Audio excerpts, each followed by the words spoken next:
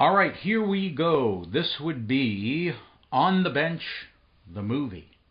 And what I'm going to focus on today is this Opus, which was built by Harmony in Chicago in 1970, and got it back. It is all finished, and I'm going to run you through the paces on this guitar because it is an absolutely amazing guitar.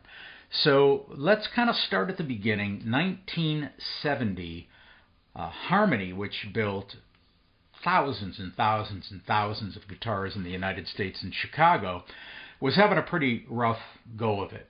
And the reason was competition on the mid and low end from very high quality guitars that were coming in from Japan. Kind of a familiar story, right? It's repeated itself over and over again.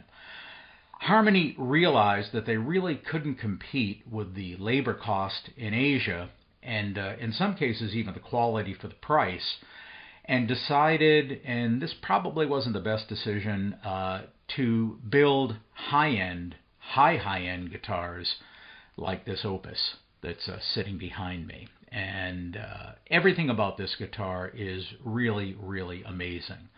But it did not end up saving Harmony. Folks that were going to shell out big dollars for guitars really were going to still stick with something that said pretty much Gibson or Martin on it, or some other guild at the time, some other high-end guitar that had the label gravitas of something kind of above a Harmony. Doesn't mean that this guitar wasn't spectacular, and to find one in this condition in a 1970 vintage is very, very unusual. This really, at this point, is a museum piece. But what do we know about this guitar? Well, I know where it came from because it's got the original factory case right here, which is in absolutely stunning condition. And when you talk about patina on a guitar, it's just kind of interesting to know how that guitar started and where it came from. And one of the stickers on this beautiful case that's in great condition says "Axe in Hand" in DeKalb, Illinois. So we know that's where the guitar came from. And as fate would have it, and this is highly unusual in this day and age, that store, which opened back in 1964, and when I lived in the Midwest, I've been to that store, is still around, actually. And that was great to see. So this guitar came from DeKalb, Illinois, right outside of Chicago. Didn't travel far from the Harmony factory. And that's where it came from. The case actually is in really splendid condition, and it is a hard shell case and a high quality case. So that's all just part of this magnificent package is the case on the guitar. So let us get to the guitar itself right now. So take a look at this. Absolutely stunning work. This is a jumbo. It's a big guitar. And it's a flat top, as you can see, and for its age, it is really in absolutely stunning condition. As a matter of fact, I have never seen one in better condition than this particular guitar. So let's start right there on the headstock. So there is the Opus logo. And it's got a very thin profile neck. Look at that neck. I mean, that is just thin, and you can see the action on the guitar. It is like just right down there. Beautiful bridge, kind of reminiscent of maybe a Gibson bridge a little bit. And you can see the Harmony labeling inside there. I did install LR Bag's electronics in this one. It's the least intrusive install pretty much that you can do.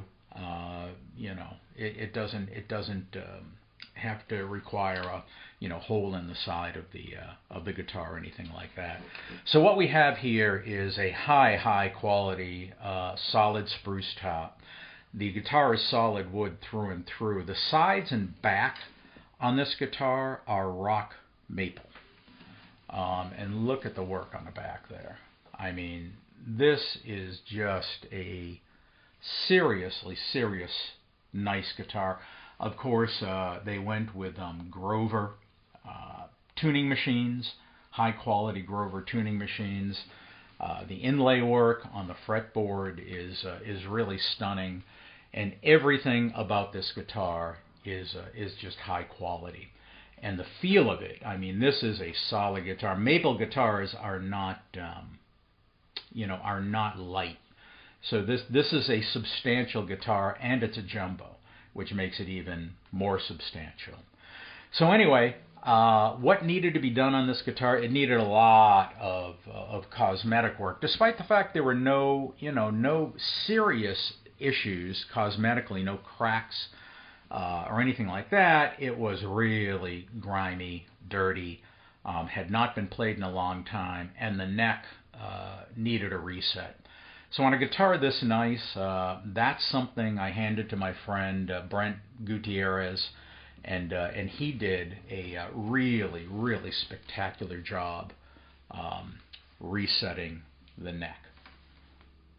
Just came out absolutely perfect. I did all the rehab and refurbish work on it. One other thing that was kind of off on this guitar was one of the braces here was cracked and needed to be shored up. So that got done too. But as they say, the proof is in the pudding. So let's fire this guitar up, and you can see what it sounds like. So right now, what I'm doing is I'm just the audio is just running through a Shure, nice high quality Shure condenser mic, which actually is sitting right over here. So we're off mic a little bit, but that's okay. So let's hear what this thing sounds like acoustically. First off, the intonation on it is absolutely perfect. Right up and down, the fretboard.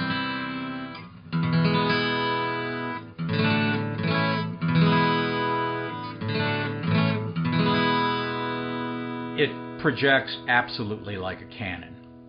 Because again, it's a big guitar, and it's maple and spruce, which is a great tone wood combination, and particularly after 55 years, when the tone wood starts to open up, it's just splendid. This really, at this stage of the game, I'd have to say is like a museum quality piece. It's just pretty amazing, and a real just a real great honor and privilege to get to play this guitar and have it in my keep. Particularly when you see the patina, because it's interesting when you see someone's case, and you know where the guitar came from, right? And then just kind of see what else is on the case. And by the way, I'm not going to open it up, but it's really clean inside, and it is a color of kind of yellow shag carpeting inside. Which just screams, 1970, as kind of does the paint job, which is absolutely beautifully executed on this guitar as a whole. So let's see what we got here.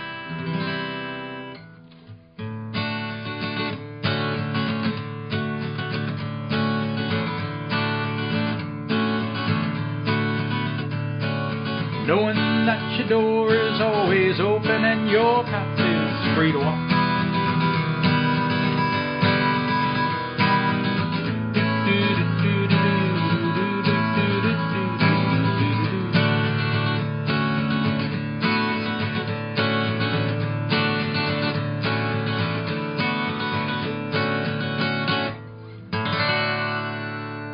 I mean, that is nice. That is just nice. So how does it do in kind of a more flat picking situation, which is the way I play? And it's actually these flat top Tennessee flat top style guitars are great for flat picking. So here we go. Here's like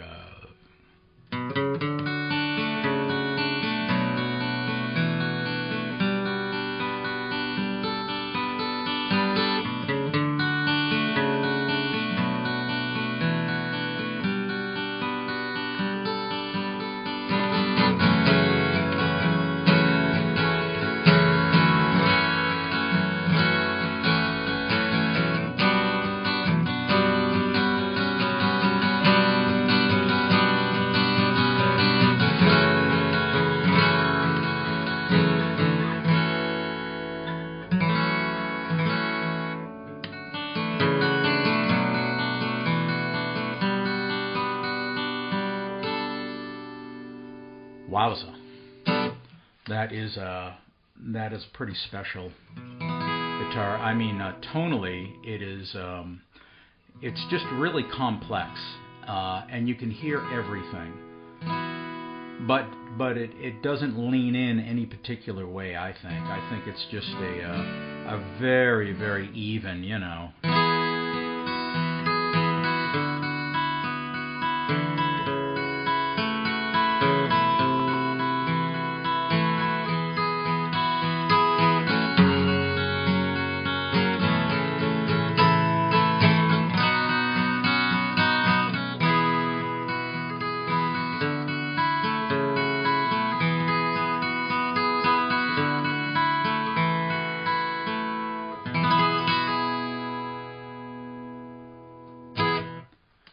Holy coly.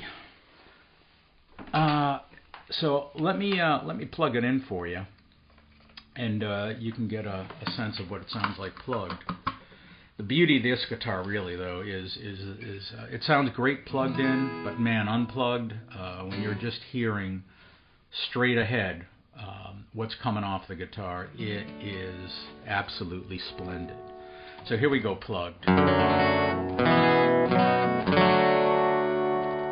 Not so shabby either.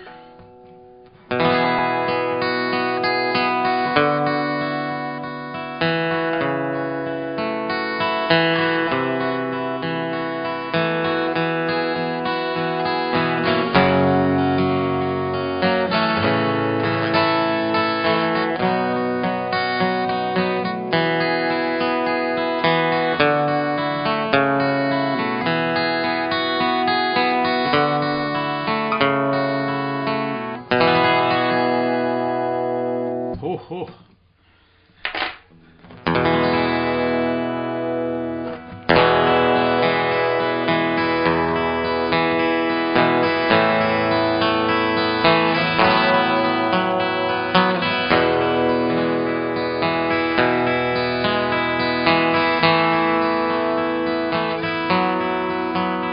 In the day we sweated out in the street, runaway American dream.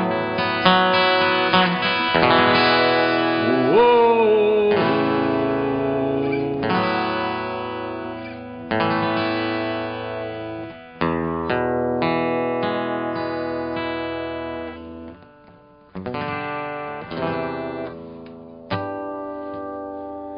There you have it. Opus, built by Harmony, basically a museum quality refurb, and I do believe, my friends, this is one I'm going to hang on to. So anyway, on to Bench, the movie. Catch you later. Rock on, my friends.